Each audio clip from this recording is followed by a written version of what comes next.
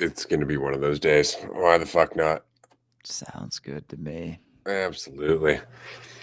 And here we are for a Sunday morning version of Dualistic Unity Raw. I love the fact that I am comfortable enough with who I am as a person to admit that I just showed up 15 minutes late for work. I am 15 minutes late for everything at the moment. And by late, I just mean I expected to be on the ball a little faster today. Just finished basically organizing my new place because, as everybody knows, I moved over the holidays into a new place with my daughter, and it's coming together rather quite nicely. I'm sitting in my office at the moment, which is rearranged from when Andrew helped me move in. I've got this green screen now actually attached to my wall rather than standing up on two stands. So it's saving a lot of space. Hopefully it works out really well. And aside from that, we are just going to fucking wing it because it's Sunday. And why the fuck not? Good morning, everyone. Thank you so much for joining us. Andrew, how's it going, buddy? It's going pretty well, man. Good to see you. Love to hear that the apartment's coming along, the house is coming along, because yeah, it's all, and I'm excited to see it once it's all settled, because we did made a decent amount of progress even before I left, and I'm sure it's just progressed a lot since then. But yeah, it's funny, like just being able to show up to stuff, and sometimes I'll get buildups, and pretty much before like anything that we do, like I'll a lot of times get some sort of build up, and then it'll hit me. I'll be like, I'm just taking myself really seriously. I'm just like so many things recently. I've been, just get caught up in stuff, whatever, and then I'm like, oh yeah, I'm taking myself really seriously, and like, yeah, that's so much of what shit comes down to, in a lot of ways, when it's at least stuff going on in your head, like concerns, fears, worries about stuff. And it's also the assumption that there's like a right way for things to go, and how much that keeps us from just showing up. It's like, no, I can't just show up, because I know, I'm certain, I'm absolutely sure that it going this way, and therefore me doing this thing, is the best way for it to go. But when you're not so focused on yourself, and you take in more considerations of just like the fullness of the experience that you're having, like other people, other things going on, you start to realize, like, all right, everyone's going to take something from this. Maybe it's, how you're acting. Maybe it's how you're sounding. Maybe it's what you're doing. Maybe they're not even paying attention to you at all whatsoever the entire time, even if you think that a lot of people are paying attention to you. Maybe they're caught up in their own stuff. Maybe they're not even listening. Like, there is always the chance that when you're talking to people, they're not listening at all. Like, they're not even hearing you. And so if you have a concern about something, or performing in a certain way, like, you don't you don't even know what's going to hit or what's going to resonate ever. And it could just be you doing something in the exact way that you're doing it, and like stumbling through it and brushing yourself off, and just like continuing on with your life. Like, that in itself could be the thing that hits or resonates. Like, the recognition, like, you can play the fool in a sense, is hitting me a lot more recently. Like, if I'm not taking myself so seriously, and I'm really thinking about the entirety of the situation, like setting a base almost of like, oh wow, that person's willing to do that, and like, mad respect to Ray, and I'm coming around to this, but like at our retreats, like, it's just starting to hit me, because like for a while it was about, the conversation and stuff. It was about like, oh, everything's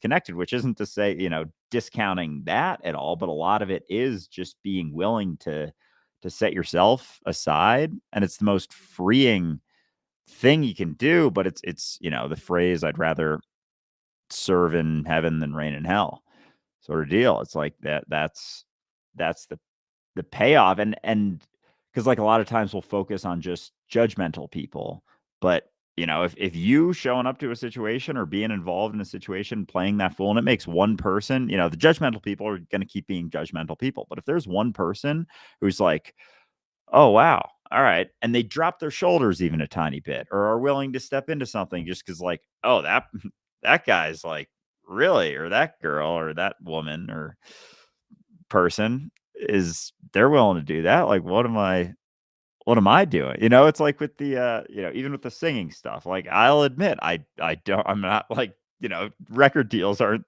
showing up at my door.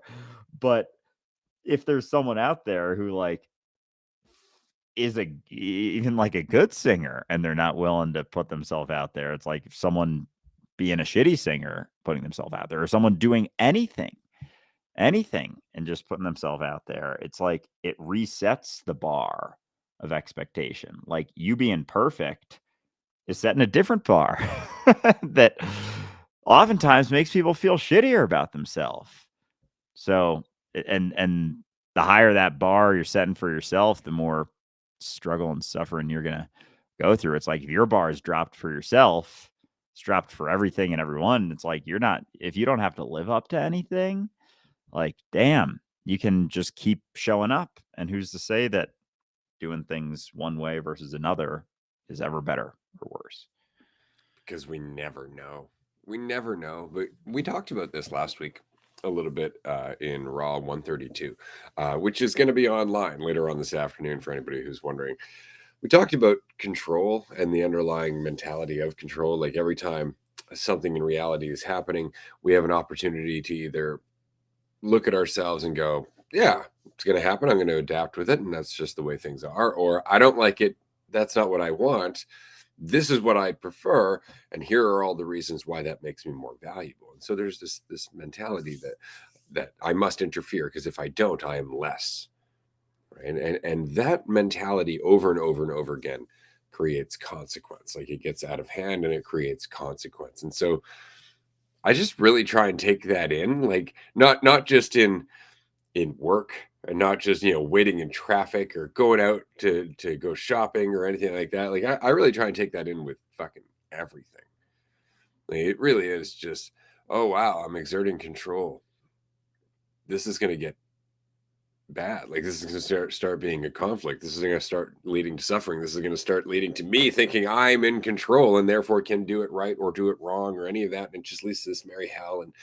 And so more often than not, I'm just finding that once you start cluing into the fact that there is always this consistent consequence, you just stop trying to get control so fucking often. And so, yeah, what are you left with then? Like, for this morning, I'll give you an example. I was fucking tired. I didn't sleep a whole lot over the move. And so I slept in. I wrote to you at like, I think it was 15 minutes before the show. I'm like, you mind doing this an extra 15 minutes late?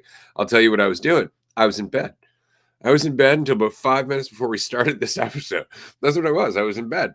And the thing is that I could have been lying in bed thinking to myself, oh God, I didn't prepare. I don't know what we're going to talk about. What are we going to do? And then I wouldn't have gotten any sleep. And then I would have come to the episode tired, still with nothing to say. So instead, I'm like, I'm just going to get some sleep and just show up. And so I did. And that's what's happening. So I showed up, and now whatever's going to happen is going to happen. I have more faith in that than showing up with a tightly regimented, controlled plan for what I'm going to say throughout this episode, because then I'm going to forget what I'm going to say. I'm going to lose the order of what I'm going to say. It's going to be planned and scripted. I'm not going to be actually involved with the process of saying it. I'm going to be trying desperately to appease the audience, to please the audience, to boost the numbers, to do all that shit. And so I'm just going to show up. I'm just going to show up, because in my experience, the alternative, which is to show up and try to get a specific outcome, always turns to ash. Maybe not immediately, but over time. Even if I get everything I want out of that control, it turns to ash, because I'm suddenly in a position where I can measure myself. I'm suddenly in a position where my value is raised or lowered according to how right or in control I am. And that in itself is a fucking poison. And so, yeah, just show up, because I mean, out of all the impacts you could have, you don't know any of them. Why not bank on the fact that your authenticity is the most efficient way to live, is the most efficient ripple that you can make? I'm willing to bank on it. I banked on everything else and it turned to shit. You've gone through the gauntlet of quote unquote everything else. It's been there. I put some clips out from Raw 31 this morning. For anyone who's listening, go listen to that episode. It's so fucking good. On the thumbnail, it says sometimes you just gotta shut the fuck up. And all I put out, I think it was like 6 clips of Ray this morning, and it's all just along those lines. Some of them are like different bits. It was funny because this time, because we'll use AI, shout out Opus clip for the maybe they'll give us free access one day if we give them enough shout outs. So Opus clip, Opus clip, Opus clip. You're awesome. Appreciate you.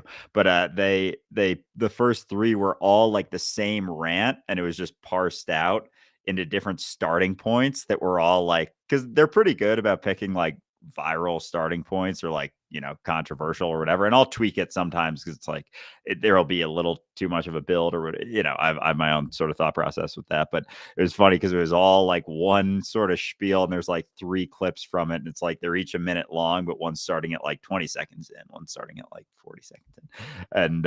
And yeah, and like sometimes you got to realize that self-pity is like we do that to feel good. It's like, oh yeah, woe is me, poor me. I'm in a worse spot. I'm feeling worse than everyone else. And like there has to be this sort of certainty that, oh, I'm like, it's wild how we can make the assumption that, oh, when I'm feeling down, like no matter what, and this is just, I don't know anyone else's experience. So this is for me. Like when I'm feeling a certain thing, it's like there almost is this conviction that I'm feeling it worse than anyone else. Cause as soon as it's like, yeah, maybe everyone's feeling it worse. And this is just the variation that I'm at right now. And it feels intense because it's different than, you know, what I'm normally feeling or whatever when I feel quote unquote good. But who's to say that it's not just there's this massive spectrum and you're assuming that this is ground zero or whatever because this is just where you're at and that's all you know. That's all you know is your experience. But maybe you're at like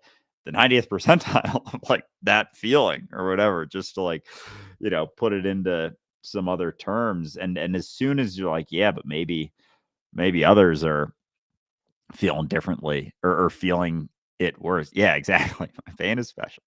Oh, I love that because as soon as it's not, then maybe that impact, you know, like you were saying, showing up, just showing up, like maybe that is all someone, the only impact that you have on someone is just being uncertain, not planning for it, and just showing up. And it's like that's it. And so everything after that is kind of like just could be completely irrelevant. Like it could be totally whatever. And it's just what you do. It's the mentality that you're in. It's not really about what you say, what insights you bring across, whatever. It's just going to a situation without having planned at all. And someone's gonna be like, holy fuck. Like that for a lot of people will have by far the most impact. Like, you know, you think about going to or like even like doing a TED talk or something and like not planning it at all and just like whatever happened, like you could talk about some crazy ass bullshit or just ramble or whatever, but just the willingness to do that, like you think, and TED talks, you know, whatever, I've watched a bunch, listened to a bunch, and like there's been stuff I take from it, but like kind of like it'll like, oh, that's a good point, and then I won't remember it in a little bit. But so like as much as we think that what we say has so much impact and credence, like so often it's just what we do and the mentality and the willingness to, you know, show up for something without having planned. Like that could be the impact. And so everything else just like, all right, now we're just here. What do you want to talk about? Does anyone have any thoughts and comments or questions? We could talk, like, you know, it's just like, here we go. That would be a damn good TED Talk. You just go up and go, okay, so today I'm going to talk to you about the fact that I have not prepared for this conversation and why that's so fucking important. Let's talk about why it's important that I didn't prepare because all of you, I guarantee, are facing parts of your life where you think that you're not prepared enough and you judge yourself for it and you go into a situation panicking, thinking that if you had more control, it would all turn out. And so I'm here to be an example to you right now. It's not fucking necessary. You know, because even if you drop the ball, how hard is it to just pick it up? Isn't that funny? I'm going to stop with my fictional TED talk here. But isn't that funny that in our head, everything becomes like this high game, this high stakes game of poker, right? Like all of a sudden, it's not just, oh my God, I could say the wrong thing. Oh my God, I could say the wrong thing and my life is going to end as a result. Like our brain just inflates everything. Like all of a sudden, if I said the wrong thing, it would be impossible for me to go, that was actually really poorly said. Or, oh, wow, did you notice how I just fucking, fuck that right up as it came up? Like you can just be transparent. You can just be honest. You can just talk to somebody and just say, wow, that didn't go very well. And more often than not, you can just move on from there. I was talking to somebody the other day who asked me, what do I do in an awkward silence? Stop assuming it's awkward, right? Like it's silence. It is what it is, right? And you are not solely responsible for it, right? It's so funny, right? It's like it's two people. Oh, there's an awkward silence. I'm obviously doing something wrong. It's like you're not the only one being silent. What makes you think that there's something wrong? If the other person's silent and you're silent, it sounds like a mutually agreed upon silence. Why is that awkward? Right? Unless you're thinking to yourself that there was a right way to do it, that there's a right way to talk, that there's a right way to be. Now that silence is awkward because you're sitting in your own self-judgment. You're sitting in your own space of wondering whether or not you are doing the right thing. And there is no right thing. Right? There is no right thing. And so just be yourself. What if that silence is exactly the space that that person needed in order to get over their anxiety about speaking first?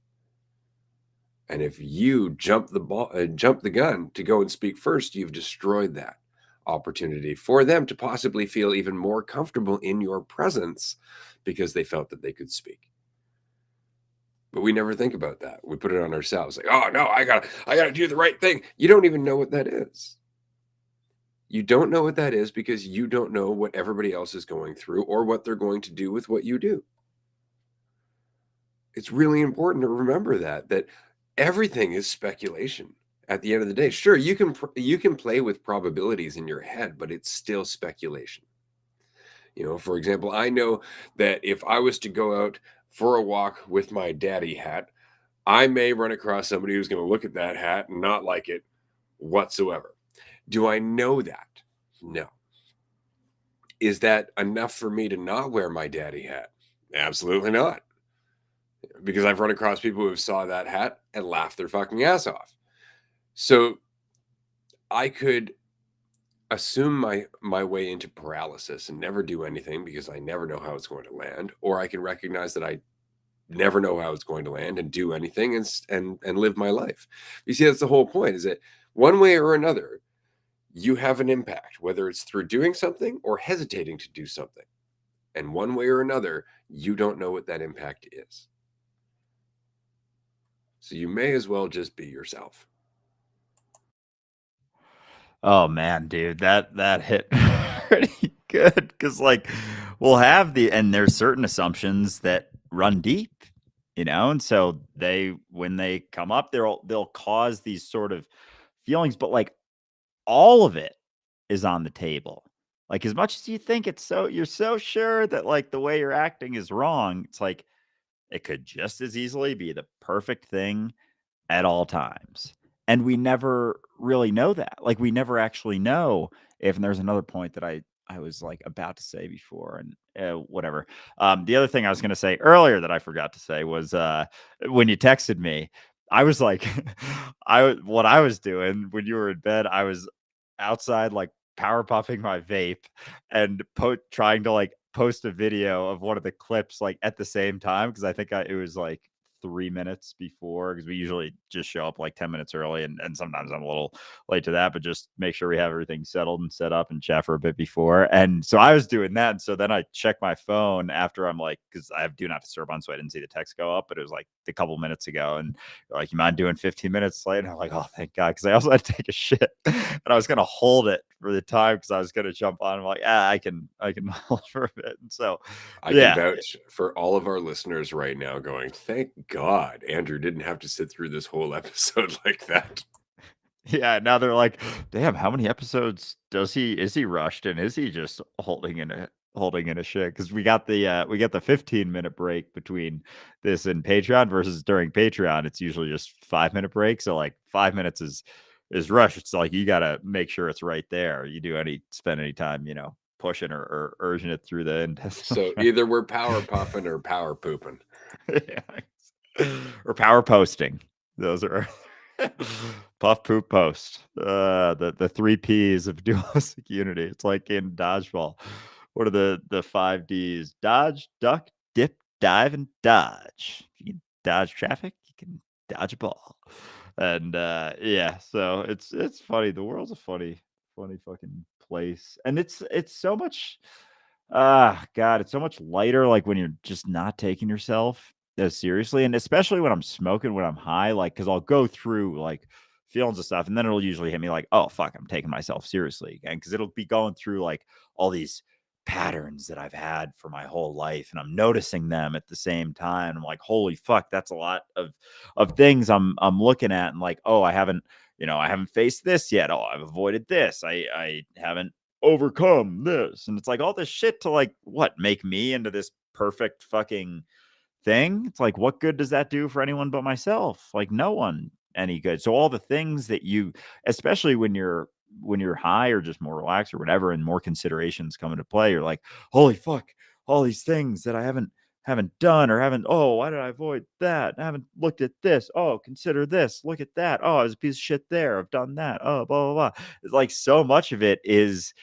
this should be different because then I'd be better.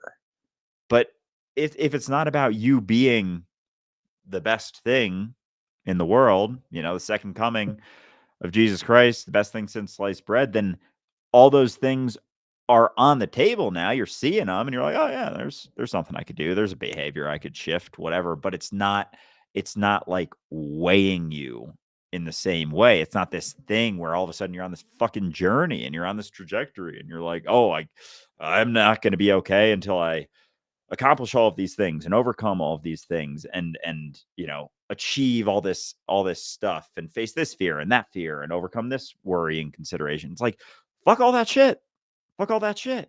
Like that's all taking yourself very seriously and overcoming all of that stuff to what? Make you better? It's like, why do you think that's so important?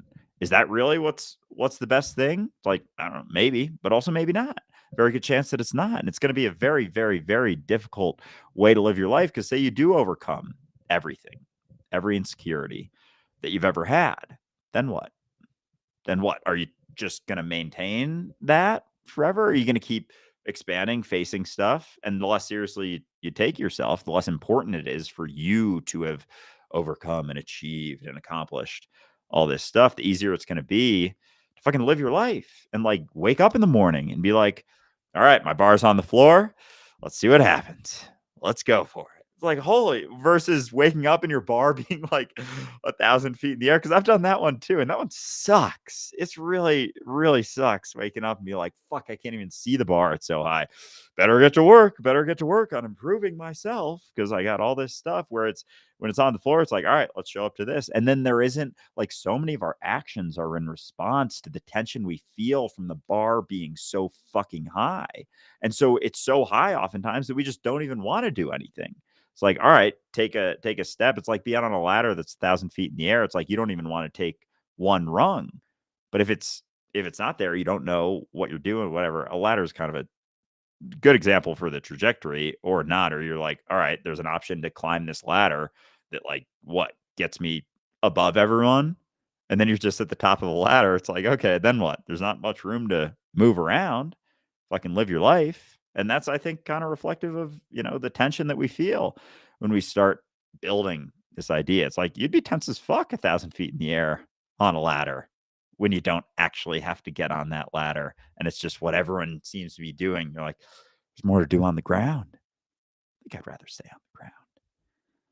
Well, this is what stops us from wanting to learn anything, right? Is this the high stakes? Like, oh my God, if I'm going to learn it, I've got to know it all perfectly now. And it's like, no, you start somewhere and you kind of gradually work your way into familiarity with anything. But we really do put ourselves through this hell. Like, give you a perfect example: research.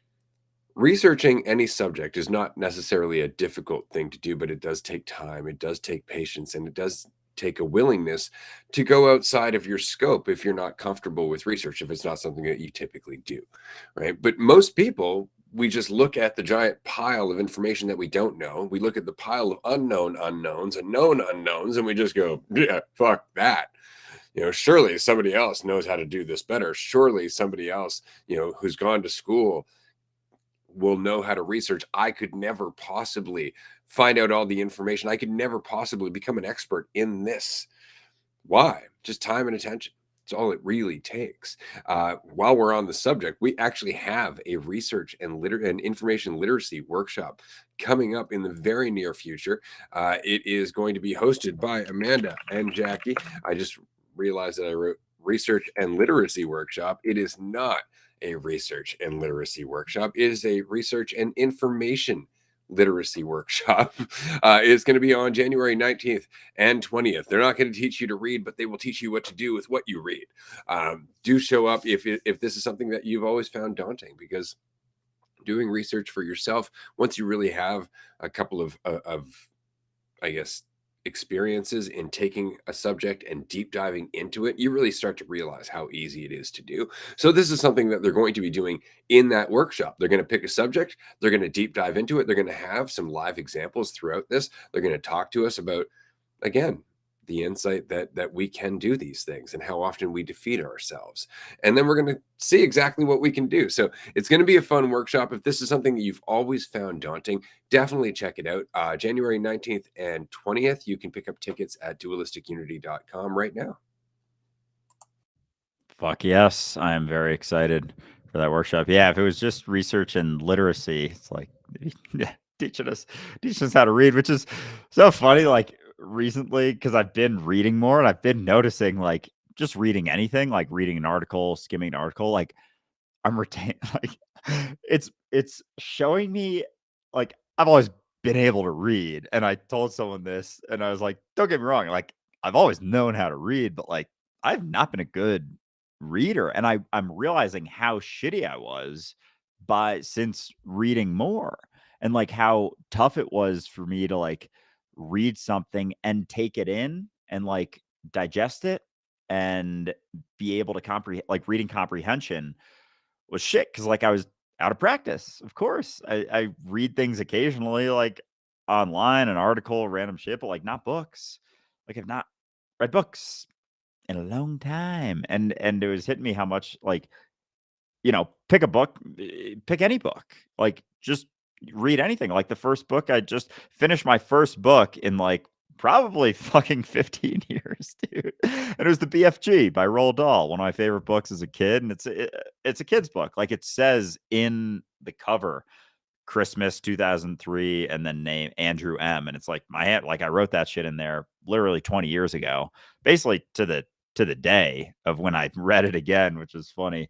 But yeah, it's a kid's book, but like it doesn't matter what you read. And so I was always very focused the last, I don't know, 5, 6, 7 years. Like I did read books, but it was audiobooks because I could walk at the same time, kill two birds with one stone, but completely bypass the experience of sitting the fuck down and reading. And all the books that I was doing and reading was like self-help books. And it was all that. It was all things to improve this guy.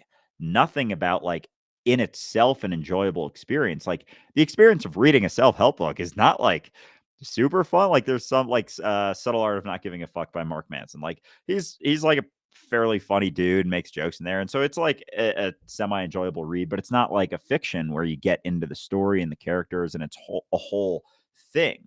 Like the thought of reading fiction, it's like I was so far from that making sense at all. Like sitting down and reading a fictional book, like it's funny admitting that, but like it didn't make any sense. I was like, why the fuck would I ever do that? Like, there's all of these things that I can do to improve myself, essentially. And like, I never thought of it like that. I never thought of it like, I got to do all this stuff to improve myself.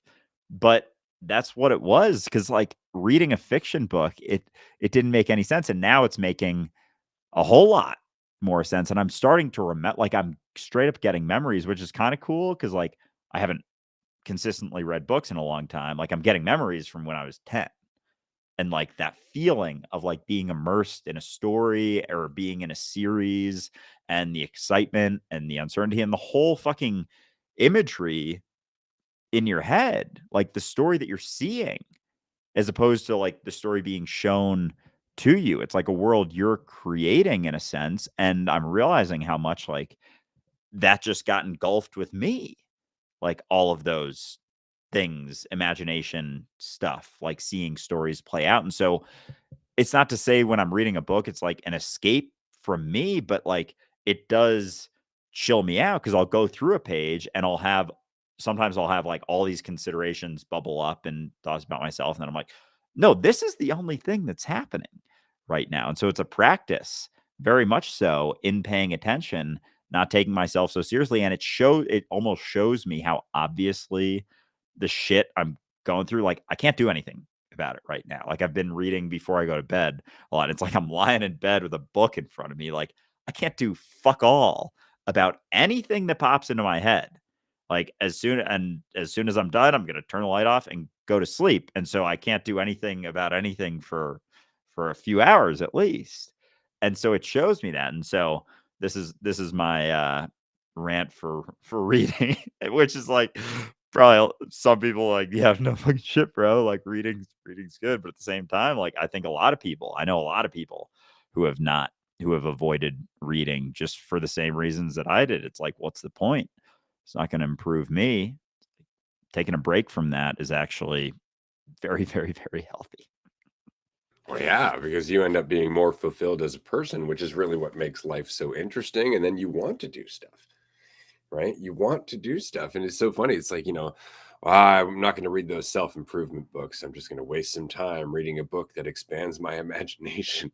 It's like that's still you're still improving, like you're still growing, you're still making progress as a person, and we very much forget that. But like I'll be honest with you, and I think I've talked about this before, but every once in a while we'll get an email from somebody or a text message on Instagram or something like that asking, like what's a great spiritual book that you've read recently, or what's a great book about enlightenment and awareness that you've read recently.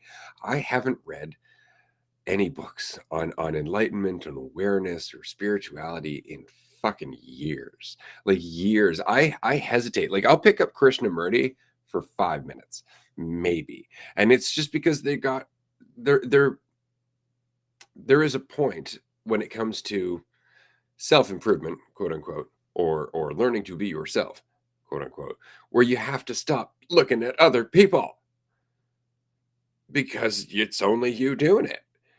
Right, and that's super uncomfortable. This is why George Carlin makes, the joke about self-help books. What the fuck is that? Like, if you're getting help from someone else, that's help. That's not self-help, that's help. Let's just agree on the language, right? And so it's true is that after a certain point, you have to help yourself, which means that you have to be your own reference. You have to be your own resource, which means that you have to dig deep when you don't understand, when you don't feel like you can do it, and just push through. Because that's the only way you're going to find out that you can. Or you can reach for another book that tells you you can do it. Just believe in yourself. Just keep trying. In which case you're always going to go back looking for that coach that you don't need, because it can be you. And this is something I've said to quite a few people, is that you are always going to look to the universe for signs. You're always going to look to the heavens for some kind of a message about how you're doing. You're always going to look to some fictional fucking deity for some assessment of your progress until you start answering your own goddamn question. How am I doing? Fine. What is that based on? My choice. And that's the only way that journey ends. And by ends, I mean becomes yours. Otherwise, you're always going to be looking for someone to follow. You're always going to be looking for that coach to keep you going. You're always going to be looking for that person that wrote a book that's motivating, that's going to keep you going to the next fucking lesson, until you tell yourself you don't need it anymore. And you actually just get to work instead of trying to feel good about getting to work. And what's funny about that is just like reading. But if I'm not reading, to get to a point where I'm better and more. What am I reading for? Because you were always becoming more. You were always showing more of what you are. So it doesn't matter what you do. You could read a book, rake the lawn, you can go for a walk, you can have a conversation. One way or another, you are growing in each and everything you do. You don't have to be out there going, am I growing the right way? That all works out in the long run. More context, more intelligence, more awareness, and everything starts to unfold. But if you're never willing to let go of the side of the pool, you'll never learn to swim. And you'll always be looking for that lifeguard, that fictitious lifeguard, to tell you, you can do it, you can swim, you just got to let go when you're ready. But until you do, it doesn't matter how often they tell you. You're always going to go back looking for them to have those words of encouragement, because you just don't want to let go and admit to yourself that you don't need those words of encouragement. You just need to start swimming. A fucking men. And there's the last comment there. You guys portray a nice message. Books can serve the exact same purpose. And so yeah, like books are awesome for sure, but like the like we're not saying anything, like giving anyone any answers. Like if anything, we're just like, you know what's best. And that's what I'm starting to feel more and more, because like for a while I relied upon, feeling good, like I feel like I know stuff and I'm here giving advice to people and I know better than they do, kind of is the assumption. Like if you're showing up thinking you're going to help someone, it's like you know what's best for them better than they do. I don't fucking know what's best for you. I don't fucking know the best response to a situation. You know better than I do. You've been in your shoes way longer than I have. And it doesn't mean that there can't be conversation and maybe a couple other considerations. It's like, your perspective is this, my perspective is this. There's some crossover. Here's something, maybe else to think about or consider. But it's not like there's the assumption with spiritual books, like of improvement. Like I'm gonna know more once I read this. This is gonna teach me something that I don't know. And it's like pulling from other things, making me better. Is it making it more yourself though? Is it making you more yourself? Are the books making you more yourself? Fuck no. Of course not. What do you mean? There's someone else's words. It's not to say that those can't also add considerations. I think that, if anything, is like maybe give a perspective of something, but to think or assume that the book is making you a better version of yourself is bullshit. Like it's not the case. Nothing. And the whole fucking self-help industry is bullshit, because as you said, it's just the help industry. Self-help can't come from anything outside of you, because anything else is not yourself. Like looking anywhere, you know. Even, and I'm noticing this so much more just with fucking everything, dude. Like everything, how much it's like anytime I go into a situation, I'm like, well, how to do this next. Like I've been posting a little more, like I want to start a run club. New York. I'm uncomfortable as shit about starting this, especially because like I don't know. It's like if I post a couple of videos of it and it goes viral, like there could be a lot of people that show up. And I'm like, gotta like kind of lead this, but it's really good for me. And I know that too. And I know it's gonna be good for me just in the sense of like being uncomfortable. Like I'm gonna be uncomfortable, and that's what's good for me. It's not to like improve myself. It's just because like I'm gonna be uncomfortable, and that's great. But I had a point to that. Hold on. Oh, there was a reason that I brought that up with what was I saying right before the run club thing?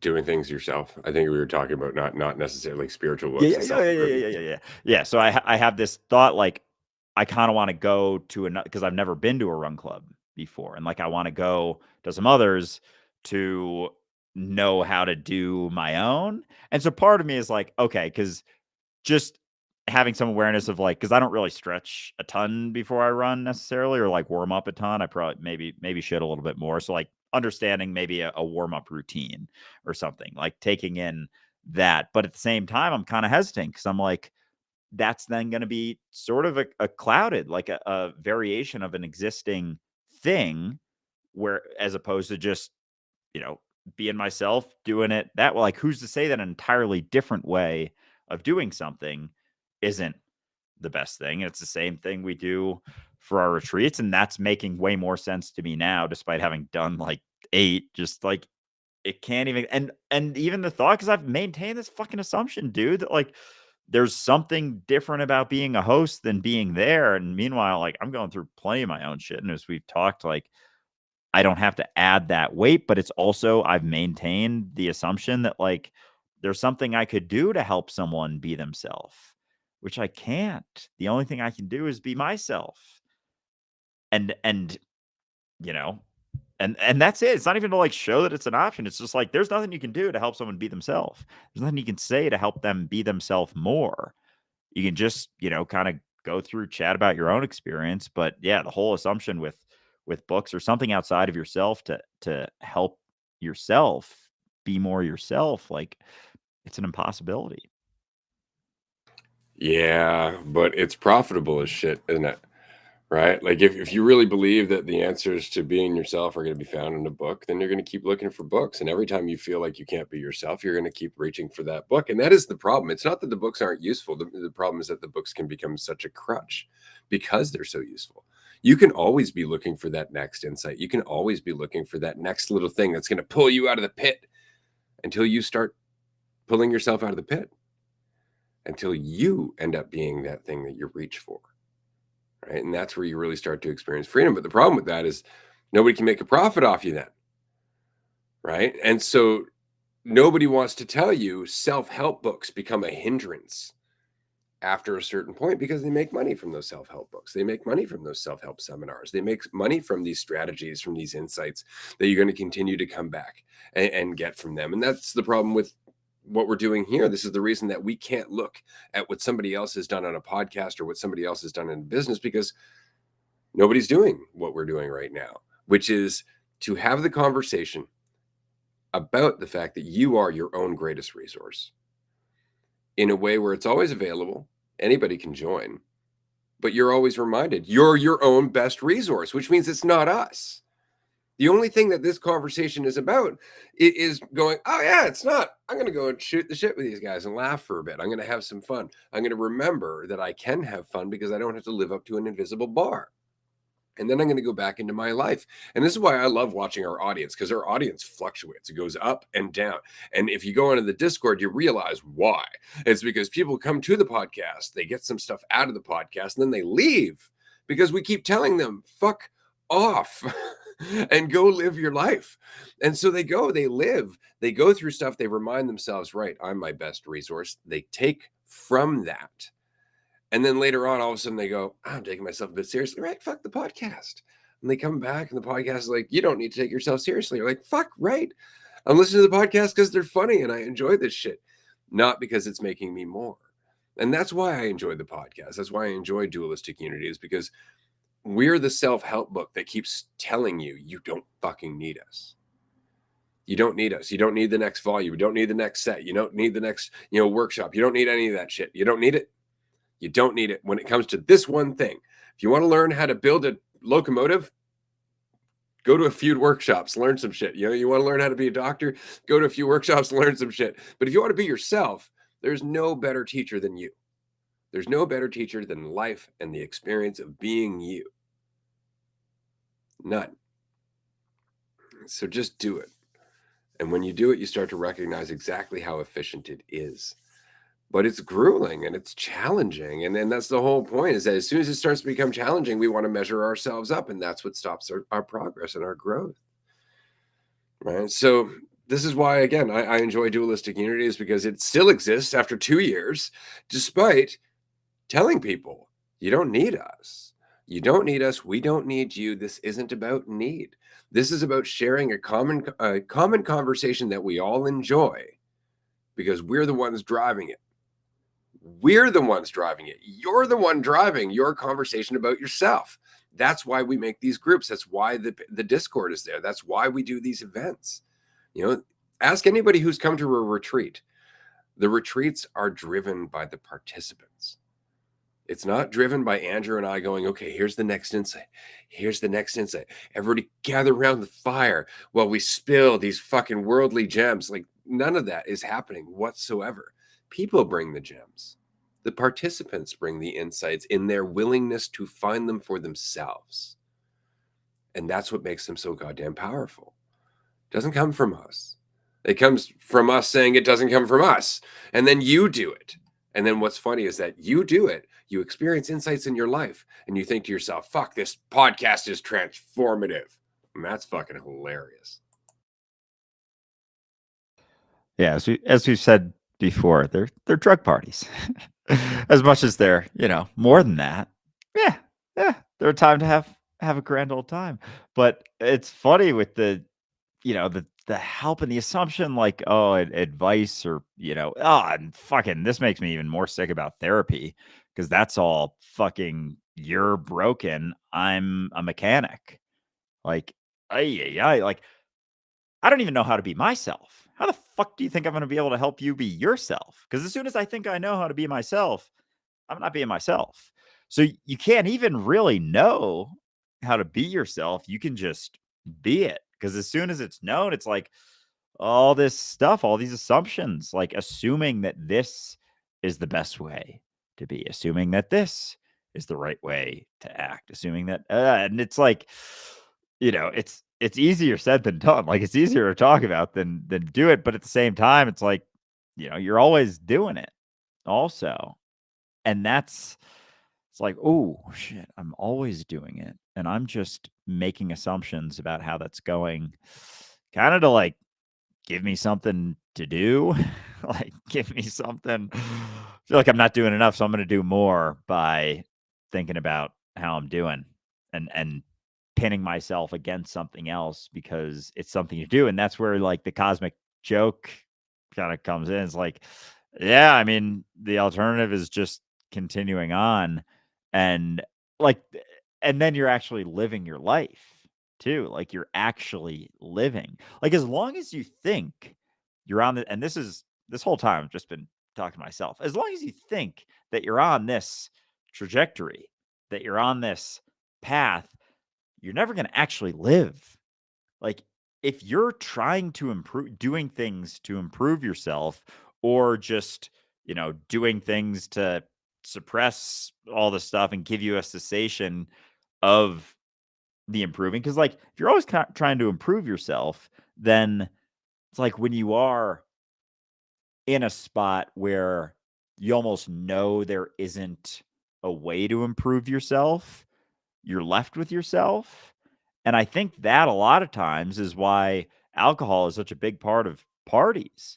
Because like, or like environments like that, like just for myself in college, like it was, drinking culture is huge in most colleges, majority of them. It's just like the norm. It's not even thought of as like, we're all going into this big social situation. Everyone's a little bit uncomfortable about it. And so we're just going to shortcut that discomfort instead of going through it and facing it, because that situation in and of itself isn't real. It's kind of a variation of just like something that's just happening, whereas you're getting somewhere because of it. And when you're left with that, when you're left with, oh, I'm not going anywhere, you're left with all your stuff. Like, you're left with all the shit that you're sprinting past as you're trying to get somewhere. And that's why I so often now, because like I don't think so much about like tomorrow, next day, next week. Like, I'll have considerations that I keep in mind, but it's not. And like, I feel a lot more. Like, I feel all these things. And I'm like, am I regressing? Am I backtracking? It's like, no, you're just not avoiding them. You're just not running past them. You're just not distracting yourself by looking forward to something else, either through excitement or fear. And it's hit me a couple times recently how much like looking forward to stuff just distracted me from right here, from the situation that I'm in and everything happening right now. And so a lot of it was looking forward or talking about things to come or things that are going to happen possibly, as opposed to just being where you're at. And it's like that's kind of the difference between reading a fiction book and reading a nonfiction self-help or something. It maintains this trajectory, but at the same time, as you said before, like reading a fiction book, there is some quote unquote improvement. It's just not this sort of like outward. It's more of a internal, I guess, in a sense. Yeah, because you immediately start to become more familiar with the rules of the environment. So if you start to read more, you start to get a larger vocabulary. You start to read a little faster. You start to speak a little easier because you're actually going through the process of languaging all the time. And so it actually changes a lot more than just, the time that you spend reading. This is why I always find it interesting. It's just like if you were to spend time painting. I can give you a palette with a bunch of paints and a brush, and at first you'd be doing, children's art, and then, a month later it would start to look more like adolescent art, and then a month after that it would start to look like adult art. And whatever you do, you are going to become more familiar with. Your body's going to adjust, your brain's going to adjust. Everything changes all the time. We forget this, and it's easy to do so. This is why I often bring back the insight that your brain is always changing. Your brain is always growing as you grow. It's actually always reforming synapses and pathways and all that stuff according to what you do all the time. Always. All the time, which means even right now, as I'm speaking, my brain is changing and growing and adapting according to the experience that I'm feeding it. I'm giving it the experience of just having faith in itself and running with whatever information is in there, and it's getting better at fucking doing it. And the same is true for you listening to it right now. And that's always the case. You're always getting more familiar with the environment that you willingly throw yourself into. You're also getting more familiar with the environment that you're not so willingly throwing yourself into. So the whole point is, throw yourself in willingly because you'll get more out of that environment. So if you're reading, read with all your fucking heart. It's not necessarily like, oh God, I got to read through this book and it's going to make me a better person. No, but you taking the time to read something is going to help you cultivate who you are as a person.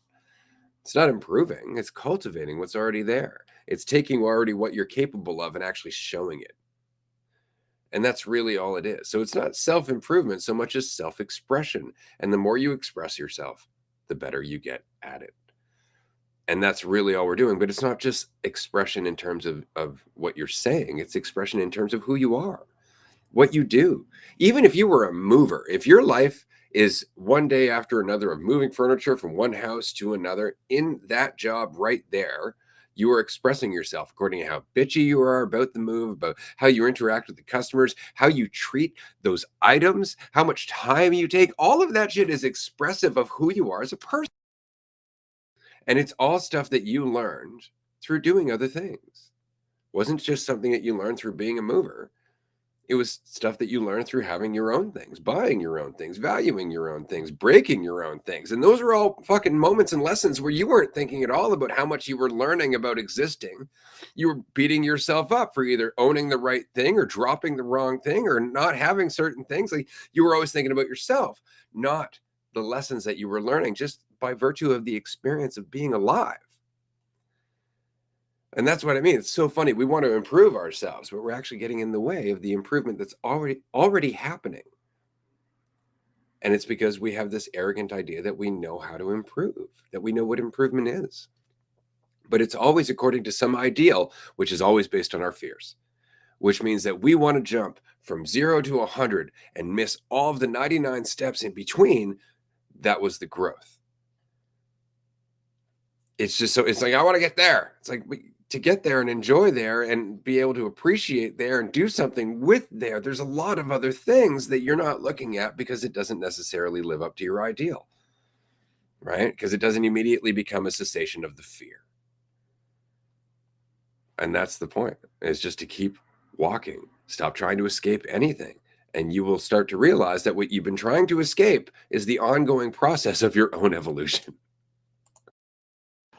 Oh man. And so like what if it is just that, like just showing up for something, just the act of doing it? What if like that's how you started to treat every situation, is like what happens after that is kind of irrelevant. Like you don't have to maintain an idea of like the right way for it to go. It's just about showing up. And it's like how I felt when I started doing social media. It's like I was afraid of doing that shit for a year and a half.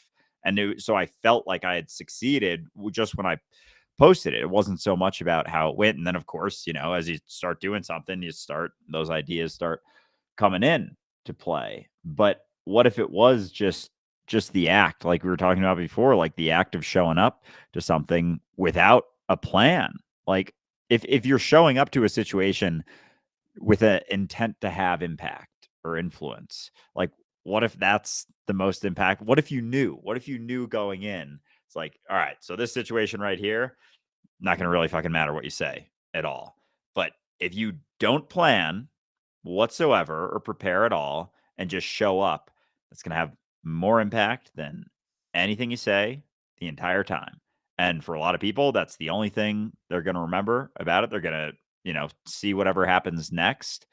But just that in and of itself, and not to say that, you're living for other people, but there's a lot of things we do and we have like this intention of like, oh, I want to help someone or do this or do that. And it's the same with, with just talking with a friend, maybe they're going through something. It's like you can build this idea of like, oh, I hope I say the right thing. What if it's just about taking the time to listen to them? Oftentimes that is, maybe they don't have anyone else. And so just that, just being like, yeah, I'll take the time to listen.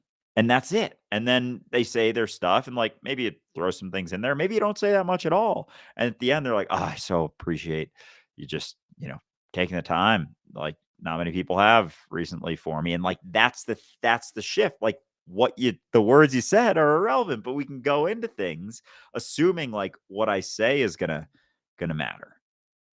What I do, how I handle this, whatever. And like maybe it's never been so much about that. Maybe it's just been about showing up because then you're being yourself. As long as you're like, I have this idea of how it should go, like you're always being yourself, but like you're not gonna be as much relaxed because everything's on the table. Even the things you're really afraid of happening, like that could have just as much an impact, more of an impact than the thing you're hoping for. But And isn't it funny because you have to remove the stakes. You have to remove the idea that you can fuck up, that you can do the wrong or the right thing in order to actually get out of the way enough to see what you would do otherwise. But that means facing your fear. That means accepting that maybe you don't know and that all you can do is show up. And then you start to realize that that's all you've ever done. And I really enjoy that lesson because people have come to life coaching sessions and asked me like, how do I be more present? And I always give a little giggle. I'm like, how do you not? Like, you're always in the present regardless of what you might be thinking. Right? That's the point. And the same is true with uncertainty. You're always uncertain regardless of how much you might convince yourself you're certain. You're always uncertain and you always have been. You've never been in control. You've always just been winging it. You've always just been doing the best you could, but you've been doing so by reaching to others, right? There's no difference except that little step in between.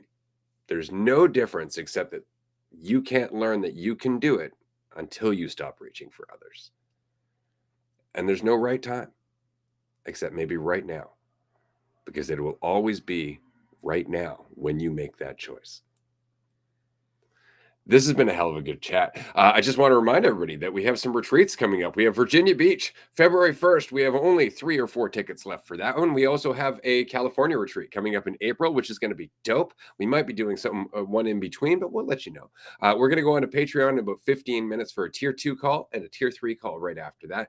Join us if you can on Patreon. We would love to see you. Great conversation, everyone. And again, just get out there, be yourself. Stop thinking about it. And what you'll find is you're really good at being yourself. In fact, nobody else could do it any better. Nobody else can do it any better. Well said. This has been a fucking blast. Excited for Patreon. We'll talk to